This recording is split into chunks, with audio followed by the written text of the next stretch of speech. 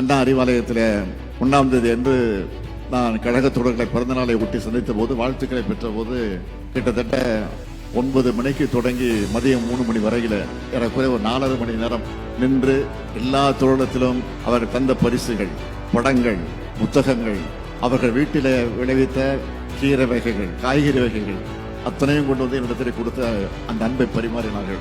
அந்த 4.5 மணி நின்று கொண்டிருந்த போது எனக்கு பக்கத்தில் 5-6 பேர் தொடர்ந்து நின்று கொண்டிருப்பார்கள். அதில் முக்கியமாக நம்ம டிஆர் பாலு, அடுத்தது பொன்முடி, எம்ஆர்கே பன்னீர்செல்வம், நேரு.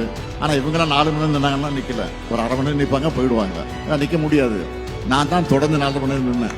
ஏன் 4 மணி நேரம் நிற்கக்கூடிய அந்த தும்பு எனக்கு கிடைச்சதுன்னா, நம்முடைய தோழர்கள் வந்து இன்முகத்தோடு மலர்ச்சியோடு அந்த கைத்தறி ஆடைகள் அணிவிக்கிற போது, வாழ்த்து சொல்கிற போது எனக்கு கால் வலிச்சது. ஆனா அந்த முகத்தை பார்க்கிற போது, மகிழ்ச்சி பார்க்கிற கால் வலி எனக்கு தெரியாமல் போய்விட்டது. அதுதான் உண்மை.